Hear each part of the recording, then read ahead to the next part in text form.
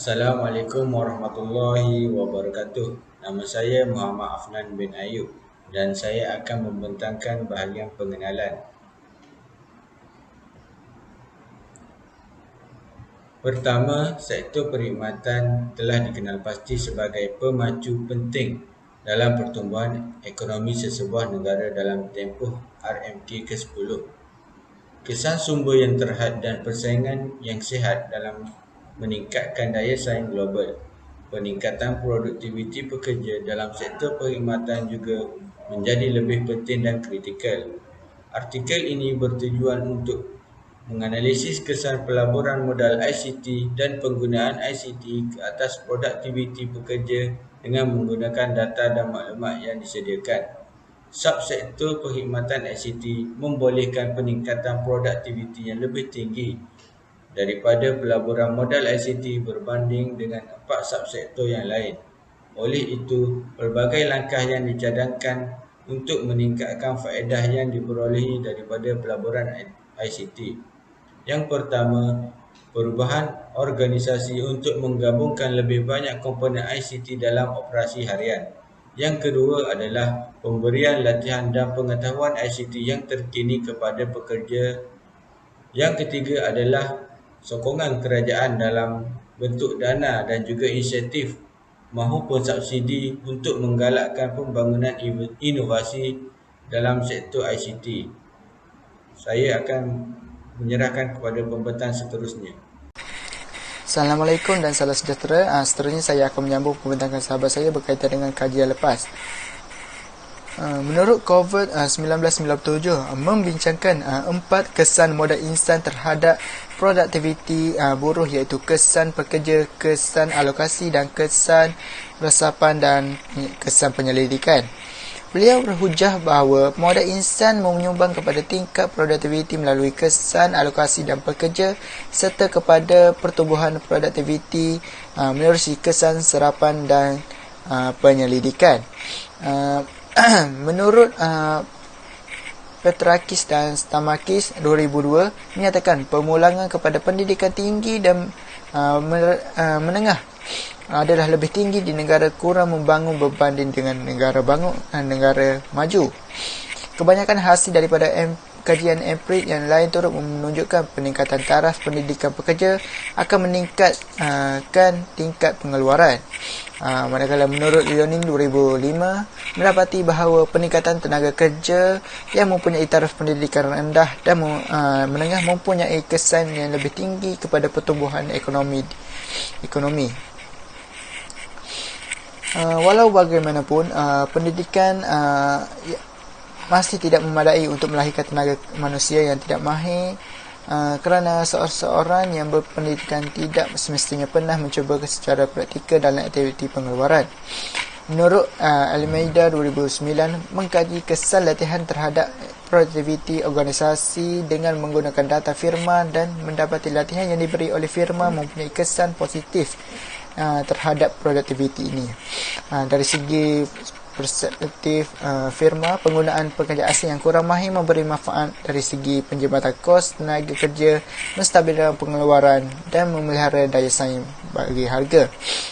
Menurut kajian TAM 2010 menunjukkan penggunaan pekerja asing memberi kesan negatif terhadap produktiviti tenaga kerja masing-masing bagi sektor perbuatan di Malaysia dan Thailand. Okey, seterusnya, pakar ekonomi sentiasa mengaitkan pembangunan ekonomi dengan perkembangan teknologi, tetapi dari sini mereka lebih menumpu kepada peranan ICT dalam menggalakkan pertumbuhan ekonomi. Mengikut Bloom 2009, teknologi maklumat digunakan secara berkesan dalam tata kerja pengurusan manusia seperti kenaikan pangkat, ganjaran, pengambilan dan pemecatan pekerja di Amerika Syarikat.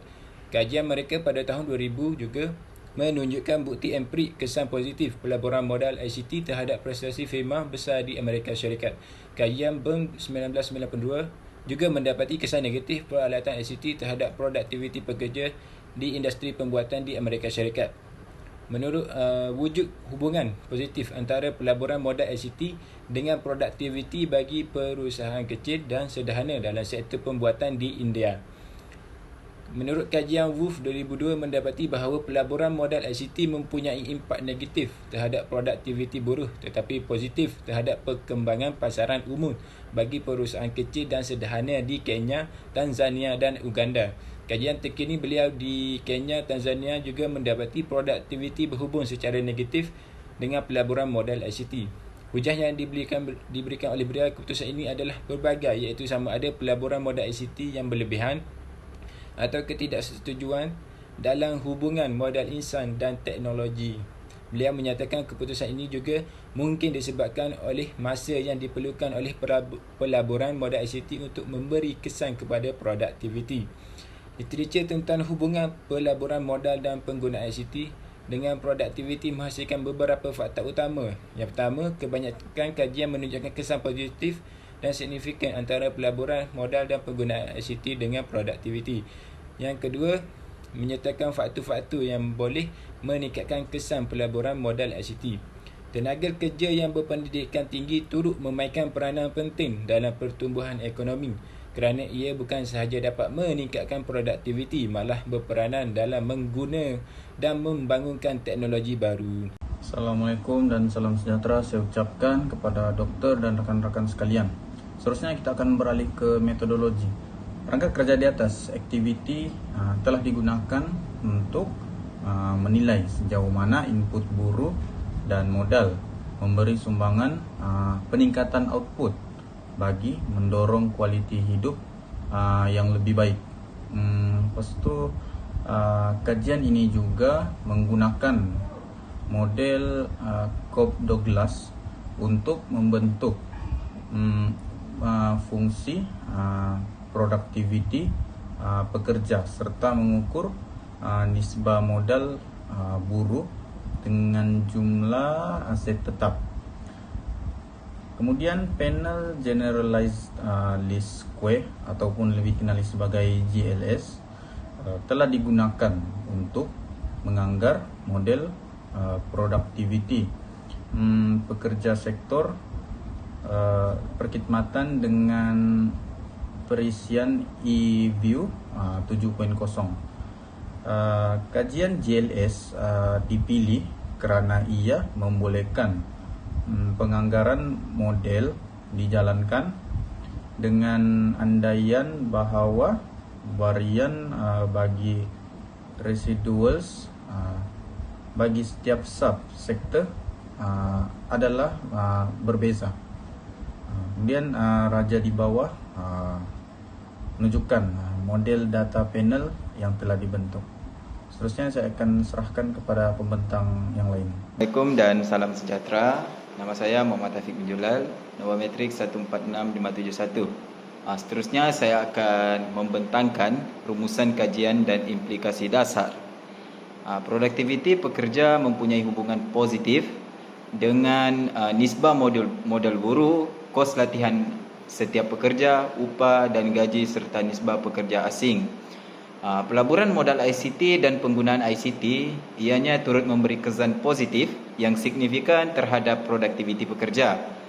Situasi tersebut bermaksud di mana peningkatan nisbah pekerja bagi setiap kategori tahap pendidikan yang lain dapat meningkatkan produktiviti pekerja. Kajian juga mendapati sumbangan pelaburan ICT terhadap produktiviti pekerja adalah berbeza mengikut subsektor perkhidmatan yang dikaji. Maka langkah memperluaskan pelaburan modal ICT dalam keempat-empat subsektor tersebut haruslah diambil supaya ia dapat memberi kesan kepada peningkatan produktiviti yang lebih ketara. Oleh itu, langkah ini termaksudlah seperti perubahan organisasi, perubahan operasi di tempat kerja, mengatasi kelemahan dalam kemahiran pengurusan serta mempertingkatkan kesedaran teknologi dan memupuk budaya inovasi di kalangan pekerja. Selain itu, kajian juga mendapati bahawa pelaburan dalam modal insan dalam bentuk pendidikan dan latihan juga memainkan peranan yang penting dalam menentukan produktiviti pekerja. Modal insan dapat meningkatkan kebolehan firma dalam mengakses peluang teknologi baru dan mengamalkan teknologi baru serta memperoleh faedah daripada pembelajaran dan penggunaan teknologi yang baru. Dengan itu, ianya dapat dan boleh menggalakkan penyerapan penggunaan ICT dengan lebih cepat.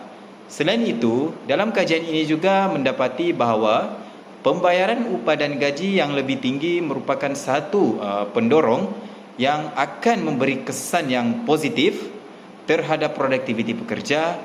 Hal ini dikatakan demikian kerana dengan adanya sistem kenaikan upah yang berkadar secara langsung dengan produktiviti, pekerja bukan saja lebih bermotivasi tinggi, malah ia dapat meningkatkan daya saing firma.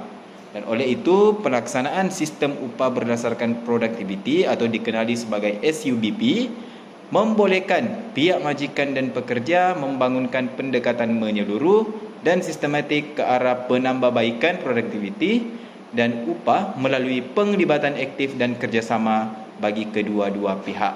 Sekian sahaja pembentangan daripada kumpulan kami. Sekian, terima kasih.